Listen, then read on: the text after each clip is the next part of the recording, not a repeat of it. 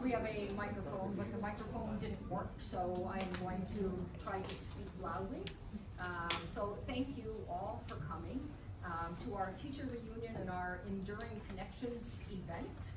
A special welcome to Tammy Strauss, the principal at Newton South High School, to Toby Romer, the Assistant Superintendent of Secondary Education and Special Programs, and to David Fleischman, the Superintendent of Newton Public Schools. We hope you had the opportunity to connect and reconnect with supporters, participants in the Newton Jingshan Exchange Program. While we have not exchanged students and teachers for the past 3 years, our work continues. We continue to promote the exchange and the values of the exchange, which are connections between nations that foster peace and prosperity. It takes a village to keep the program alive and productive. Any part you play in the program is a part you play in breaking down the barriers between countries, seeing the humanity in people near and far. Hence, the few people who travel to China and to the United States each year the program runs are really tips of the iceberg. The spheres of influence from travelers and supporters through the years is wide, and it really makes a big difference. Shortly, you will hear of some of the projects and events that we are working on. When we are able to exchange students and teachers again, work will include interviewing, supporting teachers and students as they prepare to teach and study abroad, as well as supporting and enjoying and learning from teachers and students from the Jingshan School during their stay here in the United States. We welcome and encourage you to talk to a committee member if you're interested in being part of this rewarding work. I'm not sure if Nancy Marini is she here? Nancy? Oh, Nancy, if you could come down. Nancy is the the head of the world languages at Newton North High School, but she has also been a long and ardent supporter of the Jingshan Exchange Program. And this year, Nancy is hanging up her hat as the world languages coordinator, head of the world languages. I like that, hanging up the hat, I like that. However, we're not allowing her to hang up the Jingshan program hat, so hopefully you will continue to work with us, and we have a, thank you very much. And, It's very kind, thank you.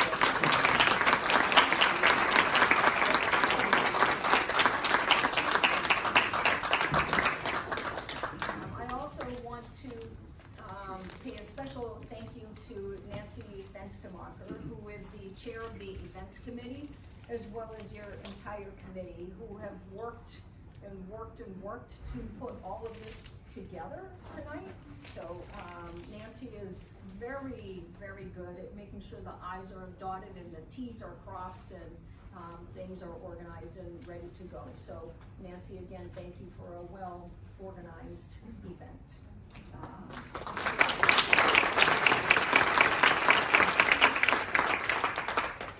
Heather Dragsweet is the other co-chair of the program, so she is going to take over.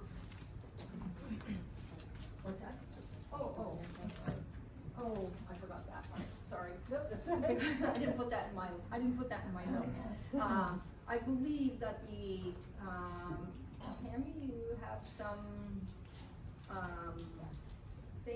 some flowers to present?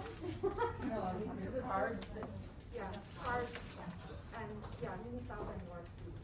Okay, put to Newton South and Newton North views. So that's, hold on, no.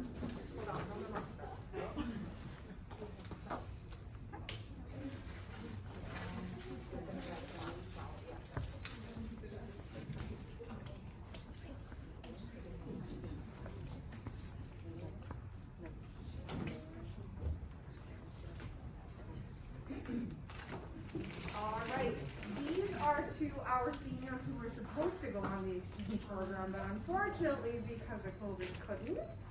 So we're really, really sorry about that. But we're so excited for the journey that comes next. Linnea?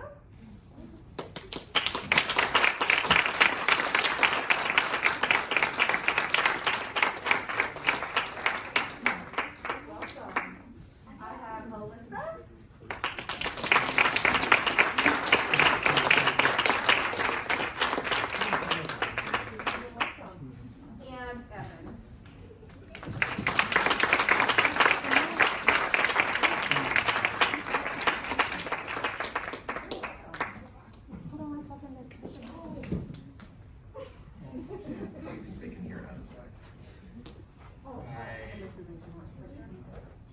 Could you unmute us, Star, if you can hear me? I'm Star. Hello? Can you hear me?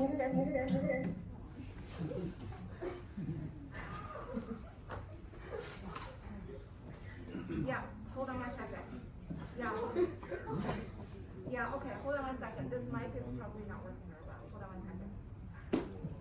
Alright, so Tammy, do you mind, I don't see Tammy here. Do you mind also? No.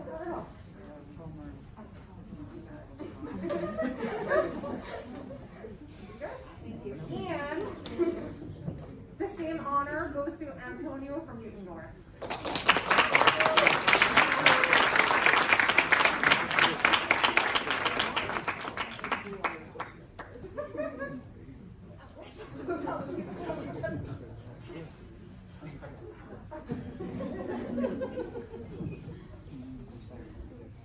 Thank you. Thank you.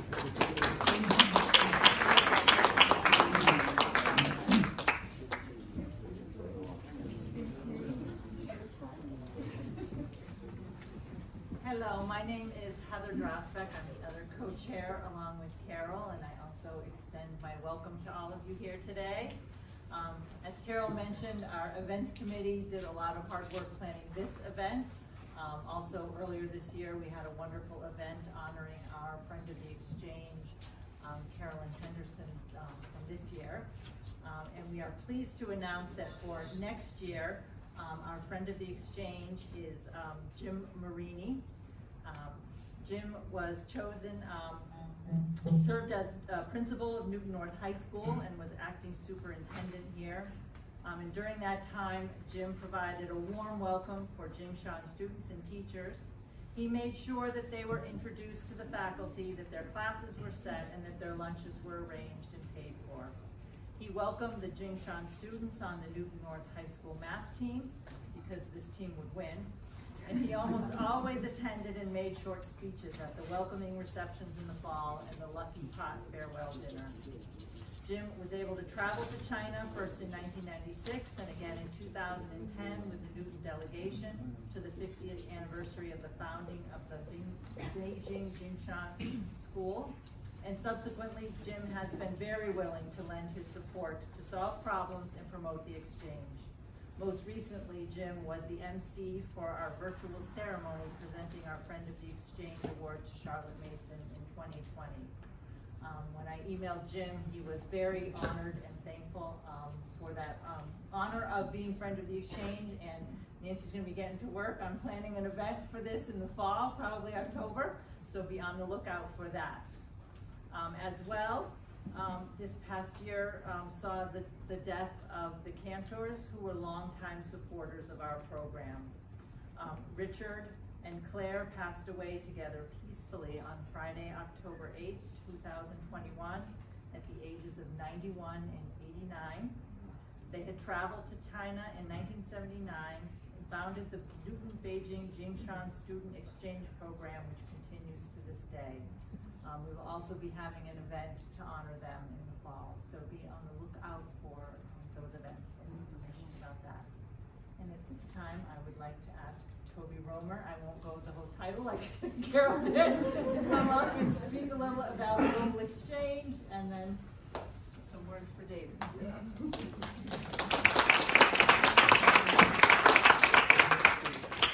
Thanks, everybody. It's great to be here. I'm Toby Romer. I'm the Assistant Superintendent for Secondary Education, which means I work really closely with all of our global travel programs here in the Newton Public Schools, and particularly our partnership with the Jingshan School in Beijing, and have had the pleasure of being welcomed into this community of people. And I really do think of what's represented here in this room as being a community of people whose lives, whose educational experiences, whose development has been deeply touched by the partnership that we're able to have between the Newton Public Schools and the Jingshan School in Beijing.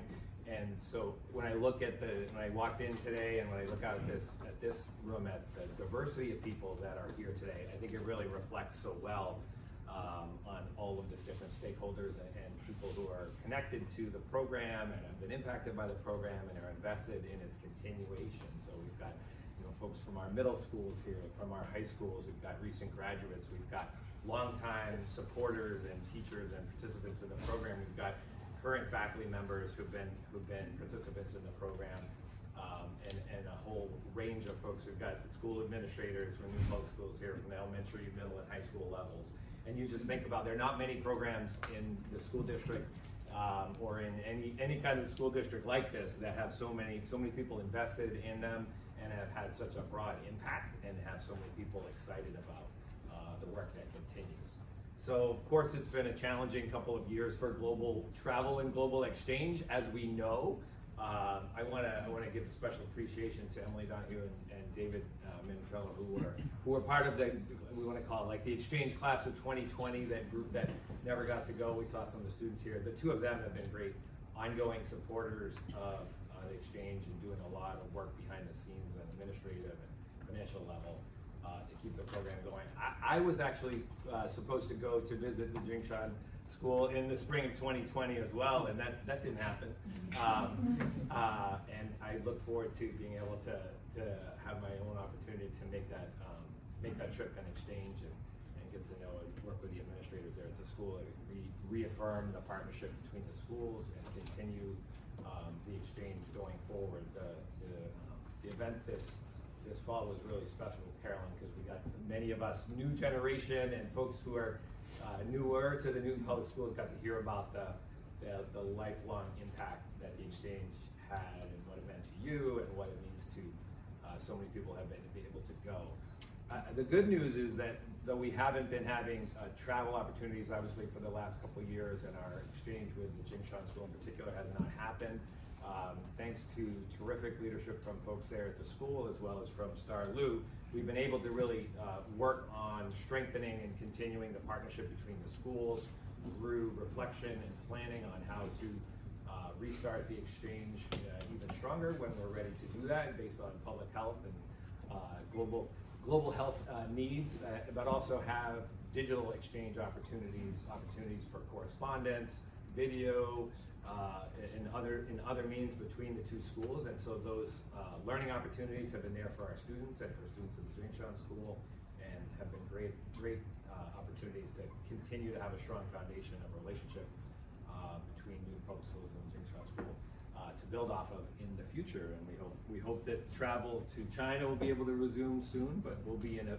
even better place, I think, at that point through some of the ongoing work. So thanks to Star for all of your work on that, as well as your larger work supporting our global travel programs. We're hoping to get some of our other global exchange and travel programs restarted this summer and fall into next school year, and then keep building up to the point where this exchange will be a real in-person event as well as otherwise. I think those are the key points that I do want to mention. I'll also say I missed out on one other opportunity, which is the year before I came to start working in the Newton Public Schools, we had a team of administrators go to visit China and to visit the Jingshan school, and that was through the leadership of David Fleischman, our superintendent, who is in his final spring here in Newton Public Schools as superintendent.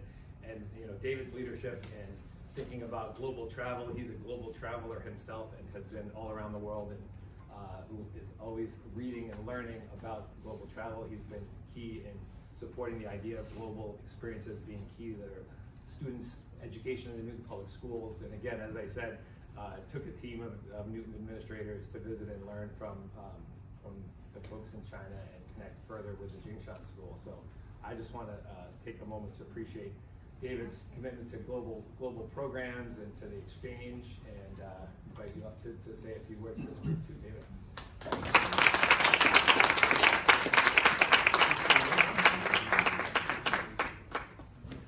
It's very strange to be in your final spring. It's like, you were talking earlier about Jim Marini, who led a delegation to China beforehand, and he described himself as an interim superintendent. And as I've been leaving, I've been thinking that we're all interims. Some of us just stay longer than others. And I was like, I love being a 12-year interim.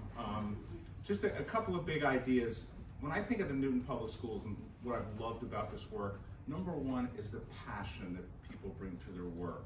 And when I think of the Jingshan Exchange, passion is what comes to mind. And I was so privileged in 2015 to see passion. And that's really what travel does, is it brings passions out in people, sometimes passions that we didn't know. And the other piece about working in Newton that I think always getting better and always changing. And when you think about the history of this exchange, it's all about change. Think about when this program started, Carolyn, and how it's evolved and how it's changed. That's really the story of this district, is always changing with the times. And now as we think about the next chapter, I look forward to following, because I love travel, and I just still think about that 2015 trip, which had been my second trip. But then it's what comes next, in the next 50 years with this exchange. And that'll be something different, something that you create, Star, with the wonderful people in this room and future generations of teachers and administrators. And what we do is we transfer the passion from one generation to another. And what's so amazing, then we just create students who build new traditions and new exchanges. And I think, we all read about the tension,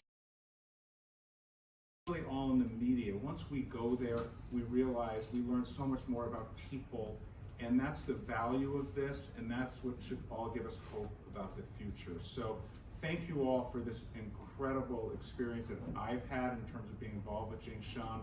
I love all of it, and I'm excited to follow the next chapter. So thanks so much.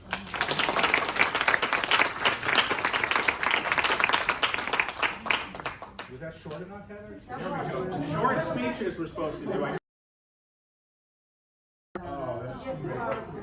Thank you so much.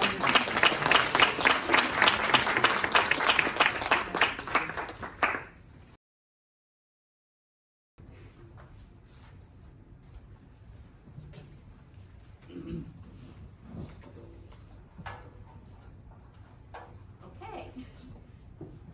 Since we're not welcoming back a group this spring from China, we've decided to turn our attention to celebrating enduring connections made by alumni of this meaningful program over its long history.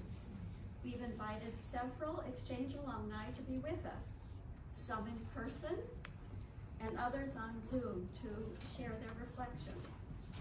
Present are Antonio Dalton, 2020, who hosted Jingshan student Larry Wong in the fall of 2019. Sarah Lucas, a Newton resident, who hosted Jingshan student Albert Liu in 2013. Christine Valancourt, an art teacher from Newton, who co-led Newton students to China in the spring of 1999. Also present is Danhai Mu from the second group of Jingshan students in 1987, who now lives locally, and he will start off our sharing of enduring connections. I want to mention that Danhai's host mom is sitting right behind him.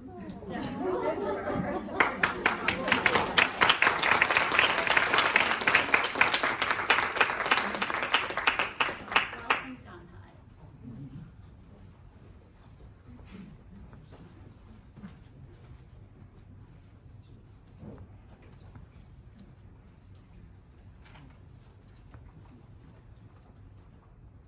Thanks, Nancy. Maybe I should take off. Thanks, Nancy, for the introduction, and I'm so honored to be here today. And I'm very pleased. My host mother, Debbie Rotenberg, and also my friend Ben Liebman are also here with tonight today. A few words about myself. I grew up in Beijing, attended Jingshan School between 1978 and 1990. I went to college at Peking University in China. After that, I came to the state for law school. My wife and I have been in the Boston area for more than 25 years, and we have 2 teenagers. Boston is as important to me as Beijing, if not more. Over the years, I've witnessed and experienced tremendous changes in both cities. In the first 15 years of the new millennium, Beijing was practically, as many of you visit Beijing, was practically a huge construction site with new residential, office buildings mushrooming constantly. I marveled at how fast things changed in China and how calm life was in the US. But look at Boston now. New buildings, new technologies, social movements, activists. In fact, the entire world is going through rapid changes as we speak. The relative calmness that I observed back then was never what it seems to be on the surface. The world is interconnected, and one thing always leads to another, sooner or later, for better or for worse. On the personal level, both cities are home to me, and they have shaped me and will continue to shape me going forward. I was first involved in the Newton Jingshan exchange program in 1979. But please allow me to take a step back to say a few words about Generation X, Gen X in China. Gen Xers who were born in 1970s in China, like me, are being viewed as the luckiest generation in recent Chinese history for a number of reasons. By the time we had developed permanent memories, the Cultural Revolution had already ended. So we have some knowledge about the tumultuous time from the 1960s and 1970s, and learn from our parents and grandparents about the life the kind of life they had. But we grow up in the 1980s and 1980s and 1980s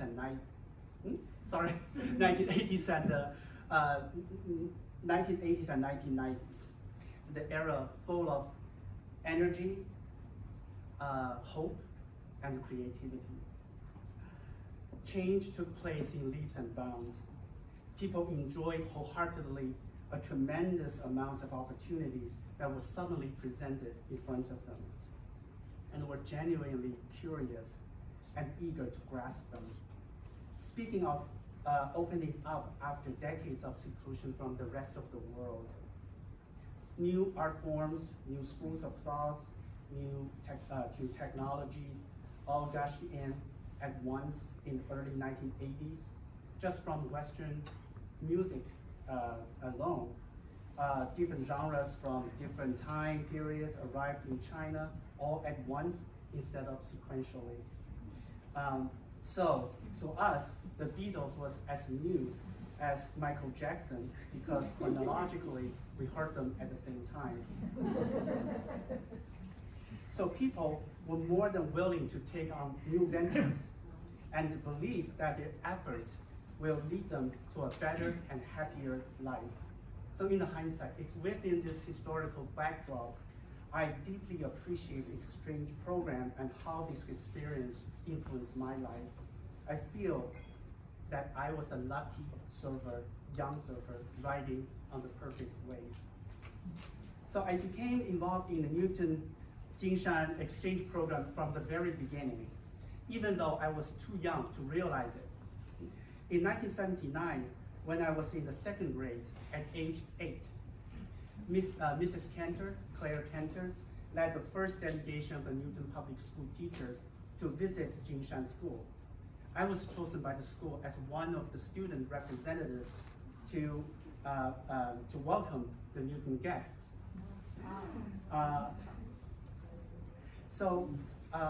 At the welcome ceremony, I presented a gift, which was a triangular red scarf, the symbol of the Chinese young pioneer, to this tall, slim, handsome gentleman from Newton. I didn't know his name until 8 years later, in 1987, when I sat in my homeroom on a sunny afternoon. Dr. Seashore, the school principal, went to see me, and with radiant smiles in his face, he snatched out slowly from his pocket the very same red scarf that I tied around his neck during his visit in 1979. It's still one of the happiest and the most memorable surprise reunions in my life. I came to Newton during the fall of 1987 and was grateful to meet my host parents, Debbie and Alan Rotenberg, and to start our lifelong connection and friendship. This was how I greeted my host brother, Dan Rotenberg.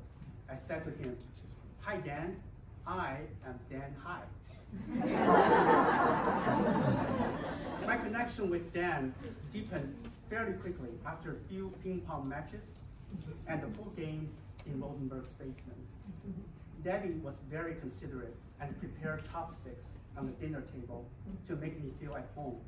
But it soon turned out that Alan could use chopsticks better than I did. And I felt no hesitation to switch to a fork and knife, which we all found very amusing.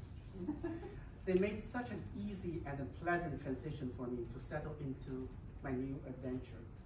As time passed by, I came to realize that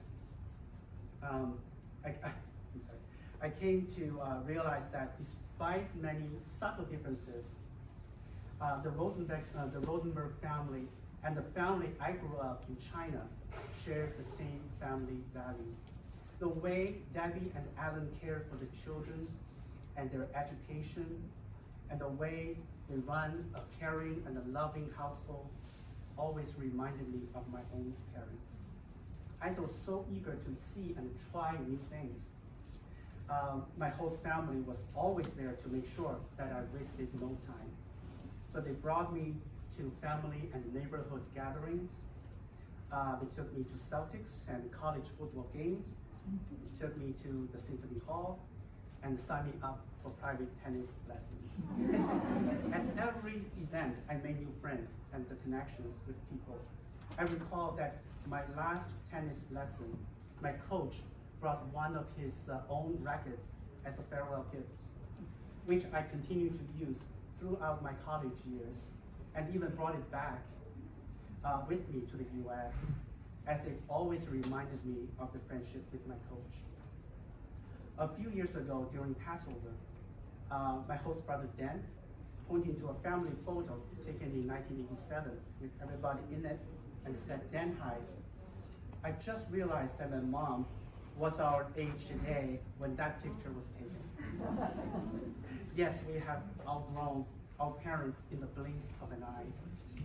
In 2015, Debbie and Alan made a trip to China and met my parents in Beijing. Speaking of life coming to a full circle. I also have a lot of fun memories at Newton South. On my first day at school, I was thrown into the labyrinth of the Newton South hallway. I quickly got lost, and to make matters worse, the student I desperately asked for help in the hallway pointed in the wrong direction. The incident was quite funny and served as a timely reminder that I was just one of the many international students at Newton South and deserved no special treatment. So in fact, I made many new friends at Newton South during the program, but more importantly, I developed lasting friendship with the other exchange teachers and students, who I consider my extended family. I didn't get to know Ben Newman and Jeff Rishney when they were in Jingshan, at Jingshan in 1986. But I certainly heard the whisper on campus that those two American boys were adventurous. When I met Jeff at Newton South, we quickly connected, and he certainly wanted to make sure I was just as adventurous. So one night he took me with a bunch of other seniors to go watch the Rocky Horror movie. I was stunned to see hundreds of teenagers going wild, throwing toilet paper in the air and dancing and chanting on the aisle. The bond was even more precious in times of challenge.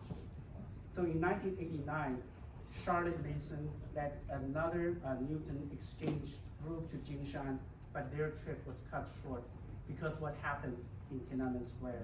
The program itself had been temporarily put on hold for several years because of the tensions between the two governments.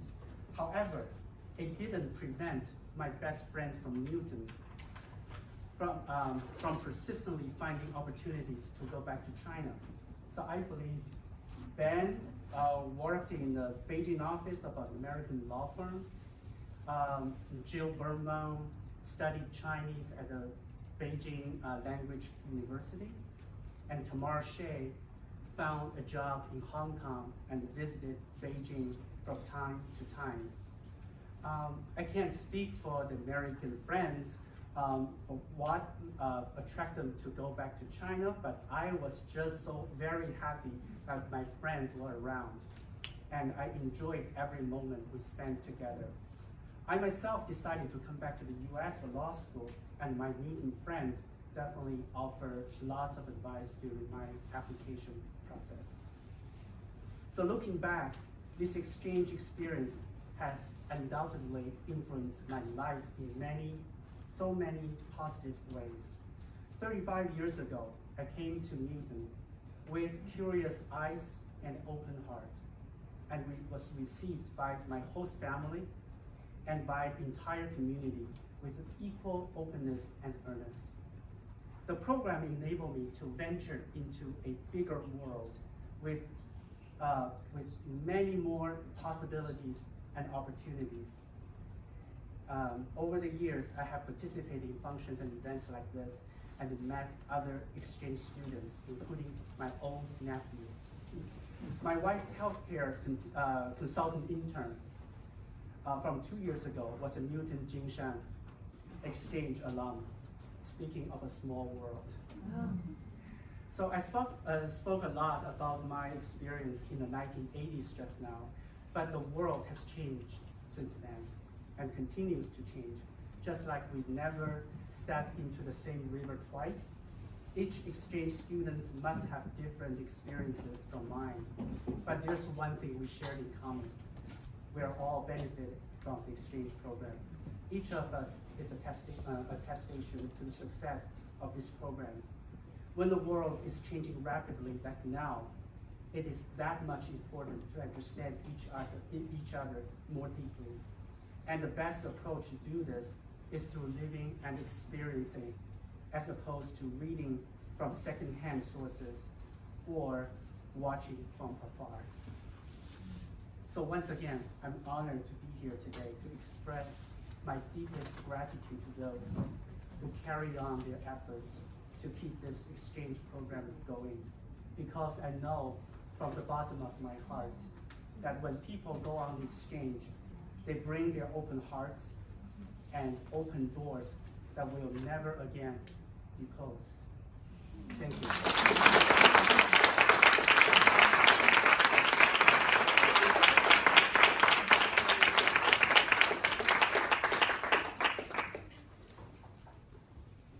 Thank you, Don Hai.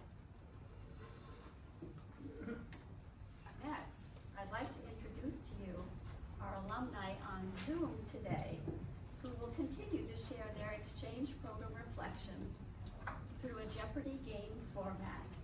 I'm just going to ask panelists, as I introduce you, please just give a wave. Is that possible, Star? Okay. Ben Liebman, known to some of you, a Newton student in the first exchange group in 1986. Welcome, Don Hai, moved to Newton the following year. Ben is now professor of Chinese law at Columbia University. Brian Whitall, a Newton founder in 1998, 1999, went to China with Christine Valancourt and had an impactful experience. Today, Brian lives in Chicago while conducting business with his several companies in China. Will Heidlich, from the 2007-2008 exchange group, lives in Washington, D.C., where he co-directs Young China Watchers, a program in the Johns Hopkins School of Advanced International Studies. Albert Liu, a 1923-1924 Jingshan student hosted by Sarah Lucas, finished his master's degree at NYU yesterday. Wow. He will move to Boston on June 1st and begin a new job in Waltham. Kelsey Wong, a 2014-2015 Jingshan student who lived with the Stephanie Lamb's family in Newton, is a graduate student at Cornell University.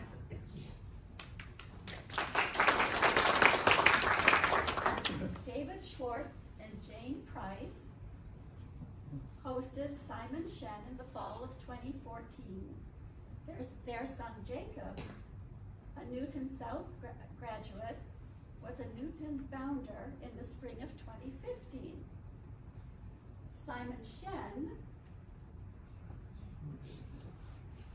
2014-2015 Jingshan student, arrived in Newton with his hockey bag. He returned after high school to attend the University of Wisconsin. Simon now lives and works in Milwaukee. The Schwartz-Price family is his American family. And this is Ben Tanowitz, who will MC our Jeopardy game which follows. Ben was a Newton founder in 2018-2019. He has just finished his sophomore year at the University of Maryland. So Ben, take it away.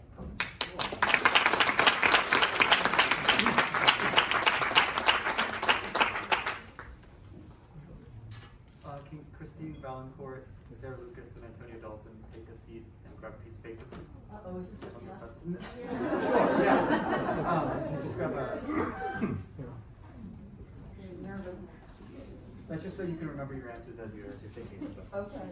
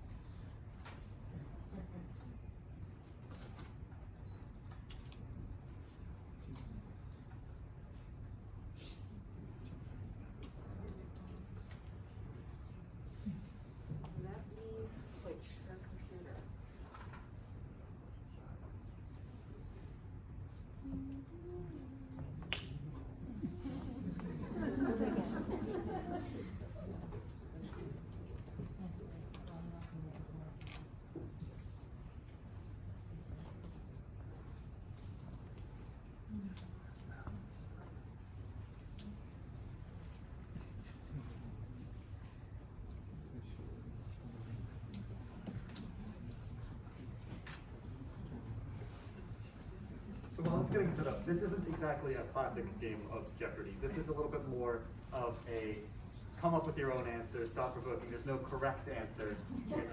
There's questions that you choose from the 5 different categories. You pick a number and you choose whichever value you want, and then you get a question. And your job is to answer that question to the best of your ability. Some of them are a little bit more, they're very different from each other. Some of them are about the trip, some of them are about the experience here. So they're very different questions. They're very.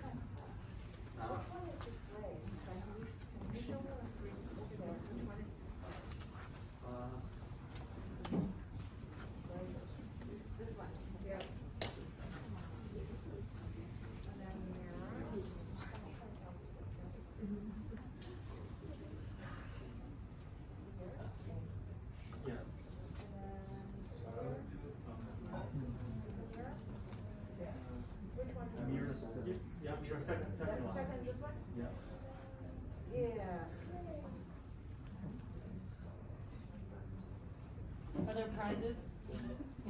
That's a quick question. I'm not sure. We have to give our answer in the form of a question. No. That would make for some very interesting responses. All right, so let's try again.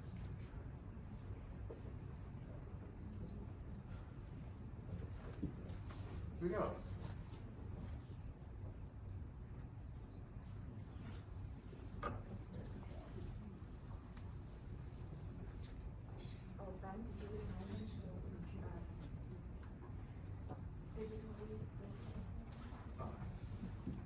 Alright, so for those of you on Zoom,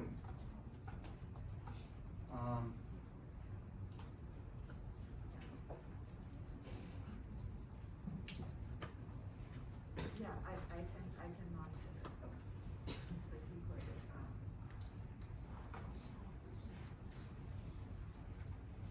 yeah, if you put, basically ask them to say it, you should be able to see, right? If I like that, I mean, not that, okay. Yeah. Okay. All right, people on the screen, can you hear us? Yeah. Okay, can we hear? Yes. Yes. Okay, go. All right.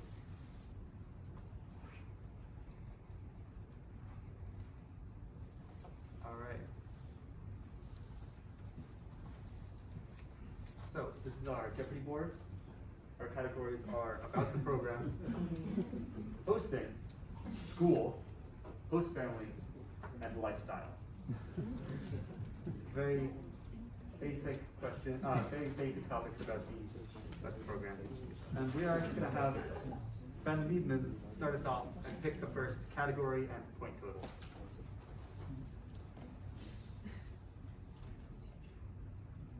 I guess I'll go for school for 300. All right. Comparing Newton with Jingshan schools, how different is the curriculum? Is that for me to answer? Yes. Yep. Well, I'd say that North, and I never understood it at Jingshan. I would say it's hard to answer because we didn't understand anything in class, but we had a lot of fun during class. I can agree with that. We had at least I had a similar experience where they were speaking in Chinese up front. We understood some things from our classes, but for the most part we were lost in their classes. I always wondered why they made us leave the room for politics class, because it wasn't as if we were ever going to understand it.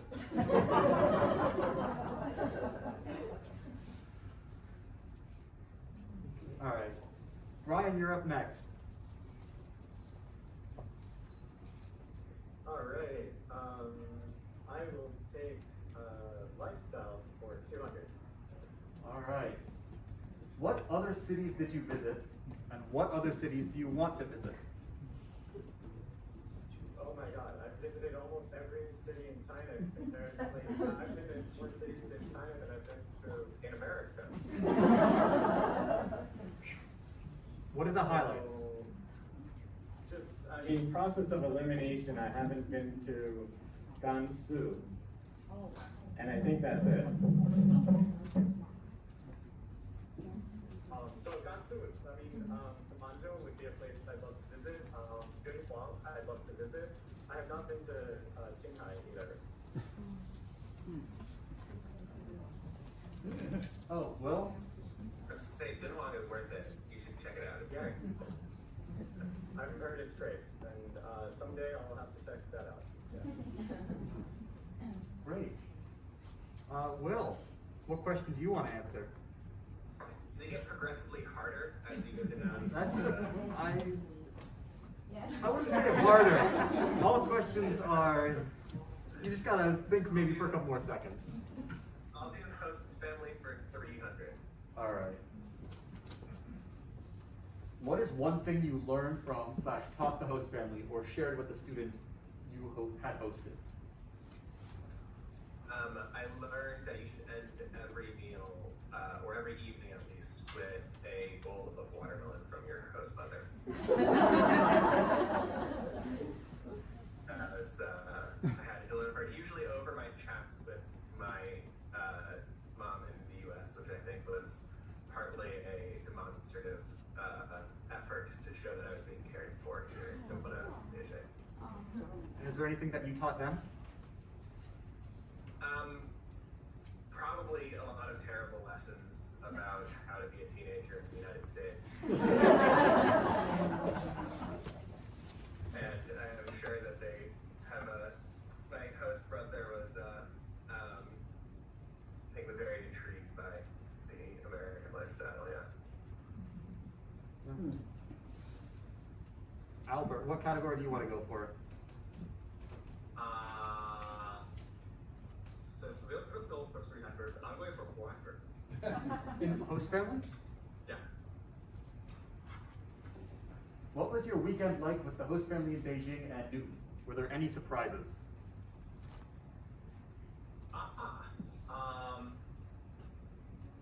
Yeah, so that really brings the night experience to very eventfully with the several of us.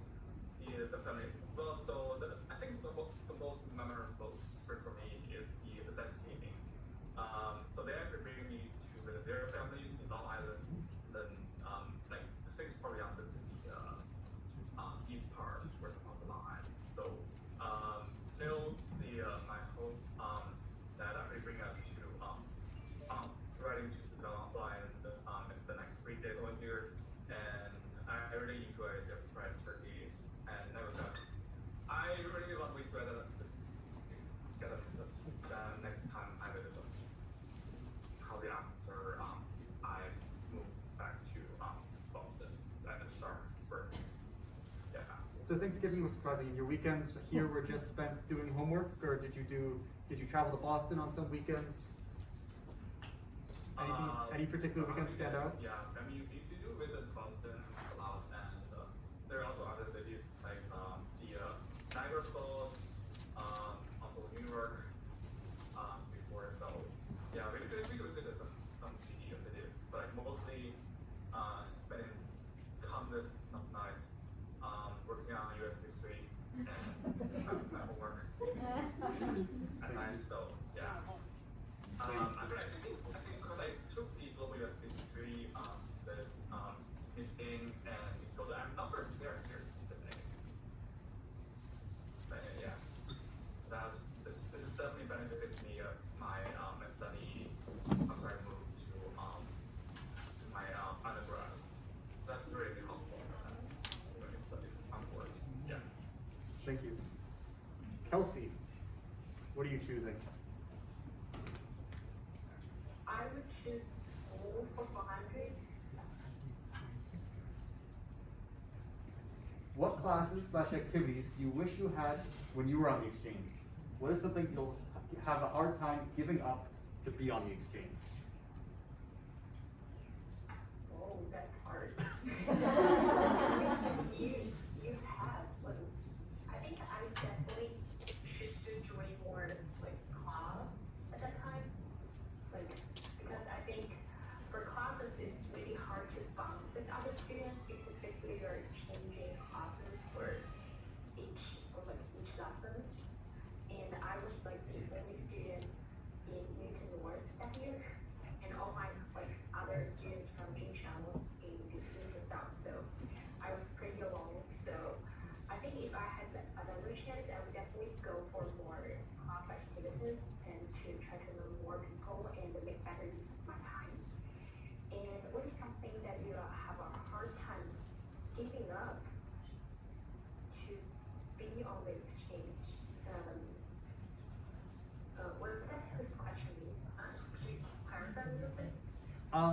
So I think it's something like, what's something from China that you missed in terms of classes while you were in the States? Yeah, I think that's something that I mentioned is like a really good bonding with other like classmates. So basically I have a lot of friends, made a lot of new friends there, but I think the depth is not as good as I was in back in China with my classmates. Yeah. Thank you. David and Jane, you are up. What are you choosing? Let's see.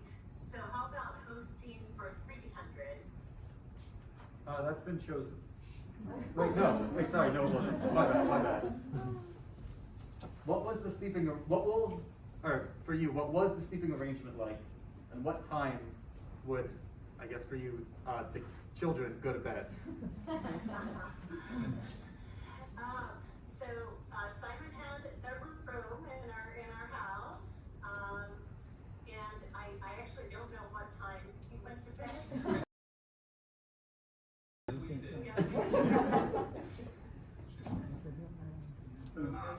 We're pretty flexible about that, but Yeah, I don't really remember when. 11, I'd say. You're gonna make that much better than that. Like I remember we just worked together. We have worked together in the same kind of from university government stuff management, and we definitely spent some time like days and months which two of us were. So Yeah, college was rough, but high school was pretty fun for me. So. the better early money at 5 a.m. hockey practice. Yeah. In the morning, if that. Yeah, that was difficult too. Getting up early to play hockey is not something that I'm used to, or I'll ever be used to. Well, Simon, you get to choose the next question. Alright. Let's do lifestyle for 500. What was it like being a Chinese in the United States, a Chinese person in the United States? And you kind of have to get used to it, right? Because everybody's speaking English and you don't really speak it as well. Sometimes you don't understand what's going on in class. And I think probably the most difficult part is, I have to say, is that with friends that you share in the US, you don't really have the same background. You know, when people talk about just random childhood things, sometimes it's difficult to relate to. And yeah, I guess maybe if you talk about SpongeBob, but you didn't watch SpongeBob as a Chinese kid, when you were that's something that might be difficult to relate to. And I think, yeah, that's part of my experience. On the other side, you get to have Chinese friends in America, which is also nice. Yeah, I don't really know where this is going, but it's gonna have difficult times, but I don't really think it was that difficult. But you do also get some perks for being able to just talk about anybody. So yeah, I think that's my answer. Thank you. Next, we're going to go to our in-person three here. We're going to ask Christine Valencourt to go first and pick one. Let's see. I'm going to go for host family $100. Hoping it's an easy question. What's your favorite homemade food? Oh. And what would you like to try? Oh, what would I like to try? My favorite homemade, the steamed dumplings. Yes. Are my favorite. Could never get enough of those, fried or steamed. What would I like to try? I did try a lot of things. So I drank snake wine before noon on the Lee River. I had